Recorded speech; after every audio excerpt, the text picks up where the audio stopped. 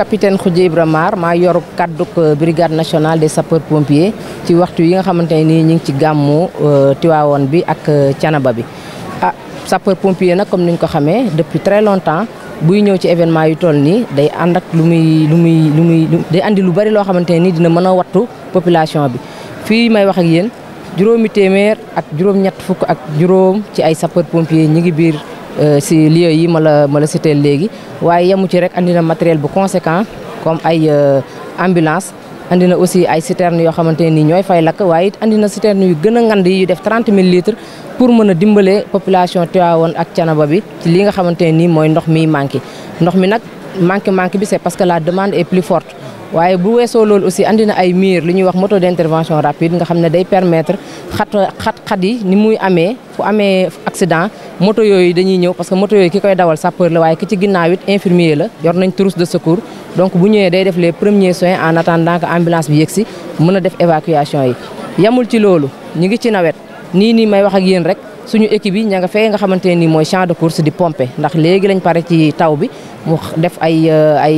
ndox mu bari ci fee yi nga xamante ne nii mooy champ de course donc préparé woon nañ loolu ba àndaale ay moto pompe yoo xamante ne nii xamoon nañ ne dañ doon ñaan yàlla rek waaye ndogalam aussi bu dikkee dañoo war a mën a pare pour fàgg ko donc loolu aussi andewaale nañ ko mais yemuñu ci boo xoolee sama ginnaaw am na lu ñuy wax camion lot de catastrophe ci camion boobu matériel bu bari moo ci nekk boo xamante ne nii ñun suñu liggéey dañu koy yombal parce que sur place la ñuy jëlee suñuy civière suñuy jëlee suñuy bouteille d'oxygène si la ñuy jëlee suñuy lépp loo xam ne soxla nañ ko dem déployer ko sur le terrain bu ñu paree ñëw delloowaat ko si camion boobu.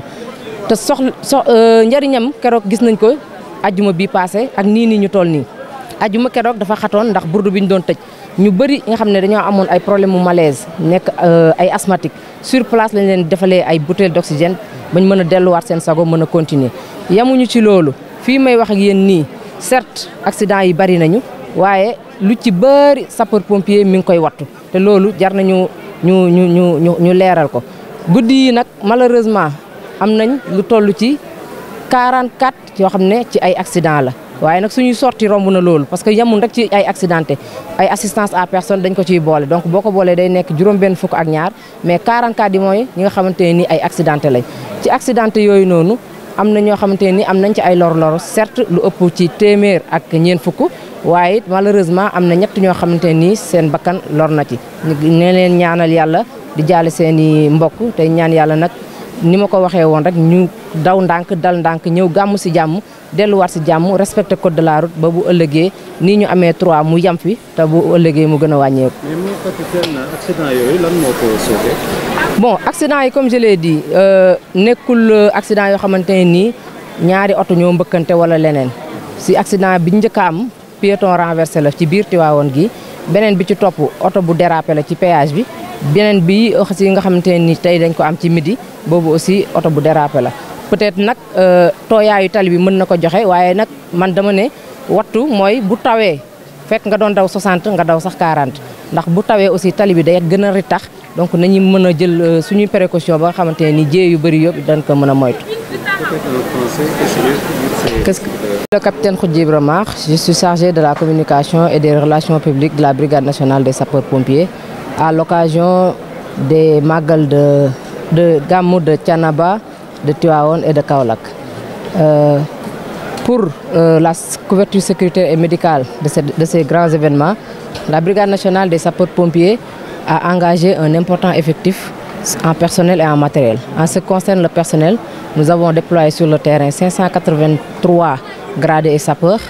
composés d'officiers, de sous-officiers et de militaires du rang, mais aussi un important matériel composé de 93 engins d'incendie et d'ambulances. En ce qui concerne les ambulances, nous en avons 42. Nous avons aussi déployé des citernes de grande capacité pour aider la population face aux pénuries d'eau, mais aussi des engins spéciaux comme l'engin que vous voyez derrière moi. C'est un lot de catastrophe. Dans ce lot, nous avons beaucoup de matériel que les pompiers peuvent utiliser sur place, comme des civières, des bouteilles d'oxygène, et on en a utilisé le vendredi passé lors de la fermeture du Bourdou, où on avait beaucoup de cas de malaise. Au-delà de ce matériel aussi, nous avons amené des MIR, ce qu'on appelle des motos d'intervention rapide. Ces motos d'intervention nous permettent d'accéder dans des endroits où l'accès des ambulances est un peu difficile parce que vous voyez, actuellement, il y a beaucoup de monde, les rues sont vraiment remplies de personnes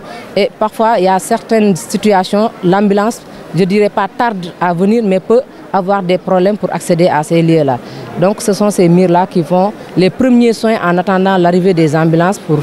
faire l'évacuation. Au-delà de ce matériel aussi, comme je l'ai dit tantôt, nous sommes en hivernage, donc des motopompes aussi ont été déployées sur le terrain. Au moment où je vous parle,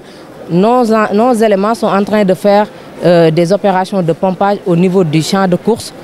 suite aux pluies que nous avons enregistrées tout à l'heure. C'est bon? Le bilan, à jour J, 14h, nous sommes à 62 sorties. Dans les 62 sorties, il faut savoir que ce sont les 44 sorties qui sont des accidentés. Et ces accidents ont occasionné 188 blessés et malheureusement 3 corps sans vie. Voilà.